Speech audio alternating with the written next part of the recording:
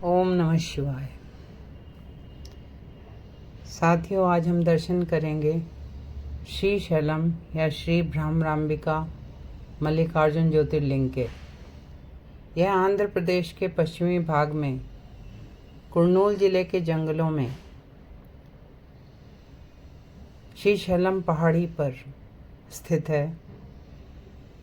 यह पहाड़ी wild life sanctuary के लिए भी प्रसिद्ध है और कृष्णा नदी पर बनने श्री शैलम बांध के लिए भी प्रसिद्ध है। कहा जाता है कि आदि शंकराचार्य ने जब इस मंदिर की यात्रा की तब उन्होंने शिवानंद लहरी की रचना की। मंदिर के 4 भव्य द्वार गोपुरम जिन्हें कहा जाता है विशाल हैं। मंदिर की वास्तुकला अद्भुत है। यह मंदिर द्रविड़ शैली में निर्मित है और अति प्राचीन है, किंतु वर्तमान मंदिर के निर्माण में विजयनगर के शासक जैसे कृष्णदेव राय और बाद में शिवाजी ने काफ़ी योगदान दिया। मंदिर के विषय में 2 पौराणिक कथाएं ये हैं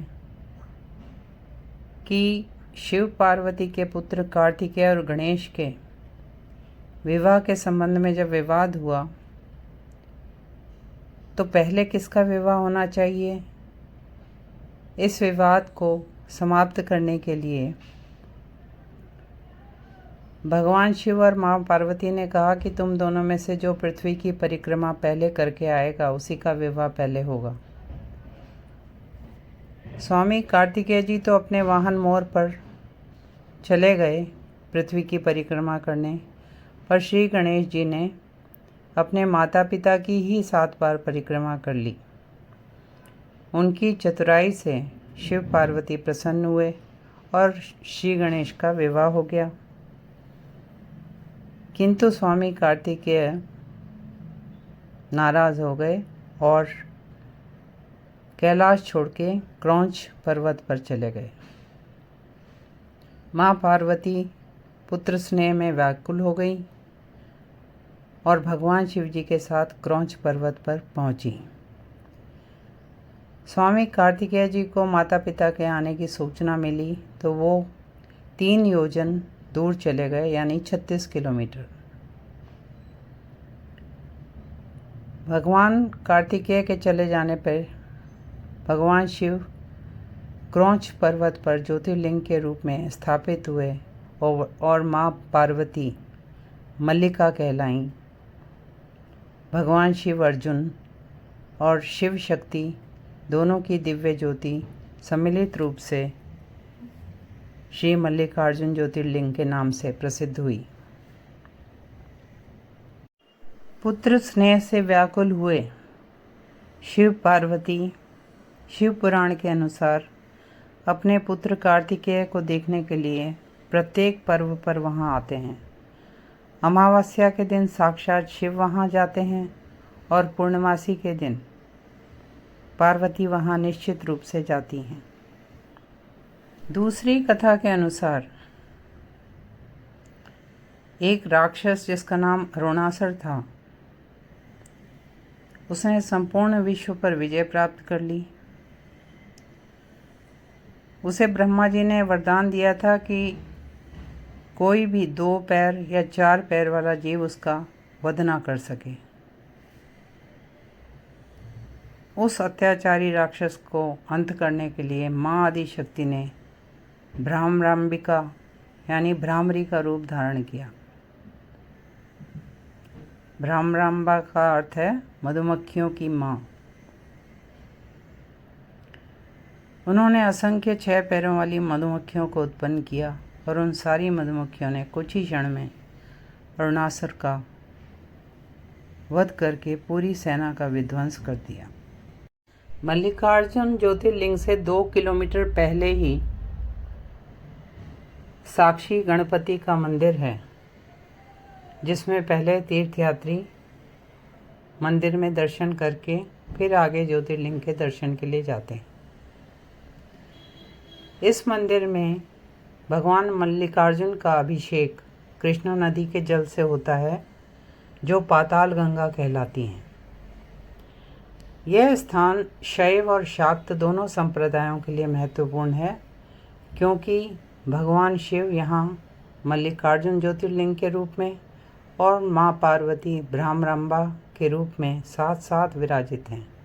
यहाँ कहा जाता है कि माँ की ग्रीवा गिरी थी।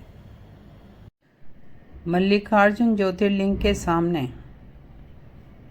कुछ ऊंचाई पे नंदी जी विराजमान हैं। भगवान शिव के वाहन नंदी धर्म का प्रतीक हैं और उनके 4 पैर हैं: तपस्या, पवित्रता, दया और सत्य।